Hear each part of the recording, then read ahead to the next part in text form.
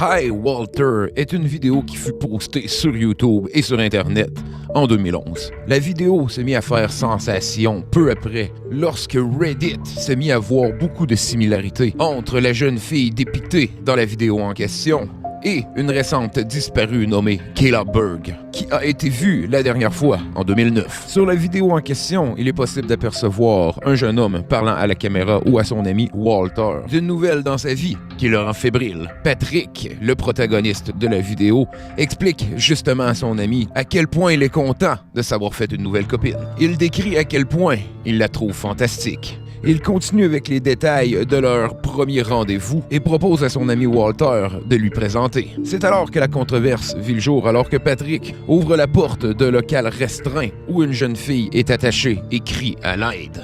La jeune fille, dans la vidéo, est clairement paniquée et est retenue contre son gré. Beaucoup d'internautes qui étaient interpellés par la ressemblance entre la jeune fille dans la vidéo et la récente disparue à l'époque contacta la police.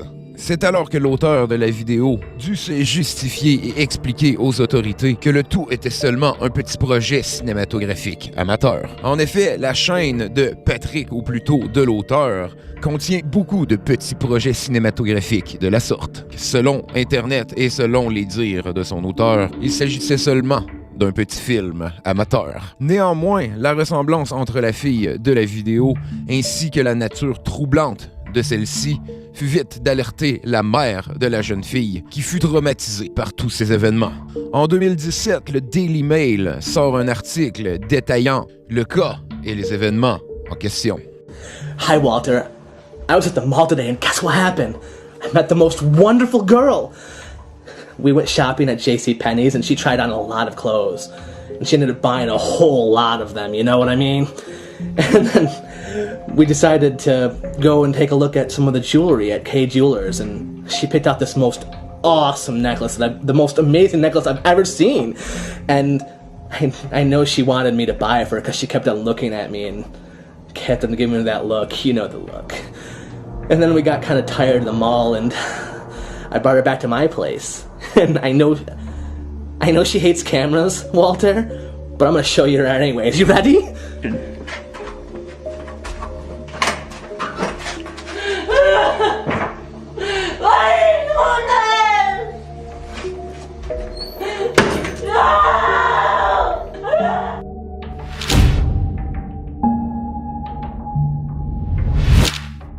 Tara, l'androïde, est un robot qui apparaît dans une mystérieuse vidéo disponible sur les internets depuis le milieu des années 2000. Cette vidéo est récemment devenue célèbre sur les internets. Dans celle-ci, il est possible d'apercevoir une androïde femelle, habillée différemment, tout dépendant des plans de caméra. Ce qui est cependant plus troublant est l'ambiance générale de la vidéo. L'androïde, prénommée Tara, se positionne dans différentes poses, tout aussi troublantes les unes que les autres. Le tout est accompagné d'une trame sonore morbide et dérangeante, relevée du chant de Tara qui répète « I feel fantastic » en boucle. Le tout serait capable de pétrifier n'importe quel être vivant sur place. À un moment donné dans la vidéo, Tara change de discours. Il est alors possible d'entendre les mots « please »,« leave » et « run », se traduisant par « s'il vous plaît, quittez » et « courez », avant de voir Tara se tordre le cou d'une manière effrayante.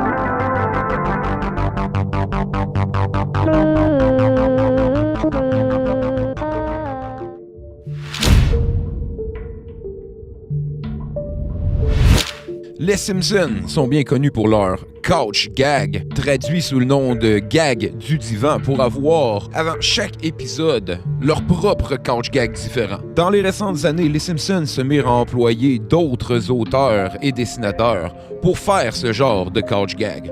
Un de ceux-ci ne fut jamais diffusé et fut totalement banni par le réseau Fox. Créé par l'auteur du film You're Next, ce court-métrage est très troublant.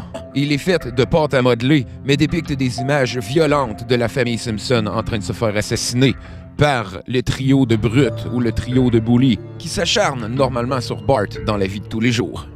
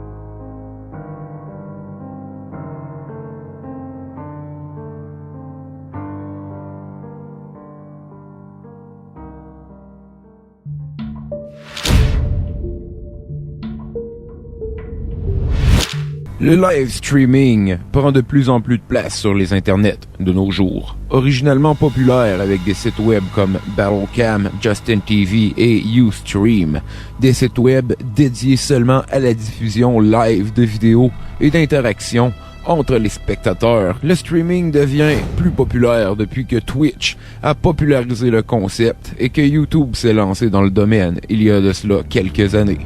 L'avantage des streams est que le tout se fait spontanément.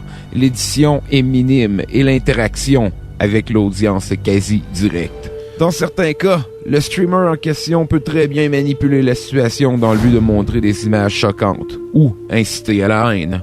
Bien que certains soient des trolls inoffensifs, il en est parfois presque impossible de discerner la réalité de la fiction. Ce fut le cas le matin du 29 mai 2017, alors qu'un nouveau fil de discussion apparaît sur le site de 4chan. Le fil de discussion en question mentionne un live stream qui vient d'apparaître sur Periscope, un site web de streaming ainsi que sur YouTube. Dans le live stream, il est possible de voir une jeune femme attachée sur une chaise avec une tablette attachée à l'aide de rubans adhésifs. Sur la tablette se trouve un décompte qui commençait dans les coins de 10 ou 12 heures, dépendant des versions. Le stream étant en russe rendait impossible la compréhension pour la plupart des abonnés 4chan suivant le fil de discussion. Le mystère se propage au courant de la journée, accompagné par la fermeture et réouverture multiples du stream sur YouTube. Le stream se déplace ensuite sur Periscope. Il restait alors 3 heures au décompte. Les gens continuaient de spéculer. Beaucoup d'adeptes du dark web sont familiers avec ce genre de décompte, suivi de tortures ou de meurtres dans les Red Rooms. Pour d'autres, 4chan est un nid de trolls. Il est donc difficile de croire n'importe quoi qui fait surface sur ces forums. Pendant les 3 heures restantes, le stream reste sur Periscope. À la marque de 1 heure, des voix se font entendre. Selon Ringbot, une chaîne YouTube traitant aussi de mystère, les voix venaient d'une station de radio locale russe qui commentait et diffusait le tout live. Le stream reste online jusqu'à la marque de 8 minutes où il coupe brutalement. Le stream coupe après avoir laissé le spectateur voir du verre coupant se ramassant en bas de l'écran à droite. Il est ensuite réinitialisé pour ne montrer qu'un plan rapproché de ce qui a l'air d'un corps ensanglanté. Par contre, le fait que le meurtre ne soit pas montré prouve qu'il s'agit d'un canular pour plusieurs. Beaucoup de gens clament sur les forums qu'il s'agissait d'un coup de publicité pour le jeu Get Even.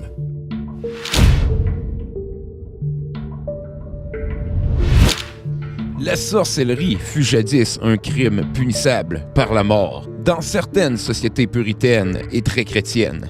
C'est d'ailleurs pour cette raison que le village de Salem passa aux annales de l'histoire, après avoir exécuté plusieurs femmes qu'il soupçonnait de sorcellerie. Par contre, à partir des années 2000, il fut plutôt rare d'entendre parler de sorcellerie et plusieurs de ces lois furent abolies. Un pays qui garde encore les lois sur la sorcellerie très fermes est l'Arabie Saoudite. C'est justement à cet endroit qu'une femme étrange fut aperçue par des officiers saoudiens qui faisaient leur ronde nocturne. La véracité de cette vidéo pose encore confusion et beaucoup de personnes se demandent encore quelle était cette créature qui fut capturée sous vidéo en cette nuit fatidique.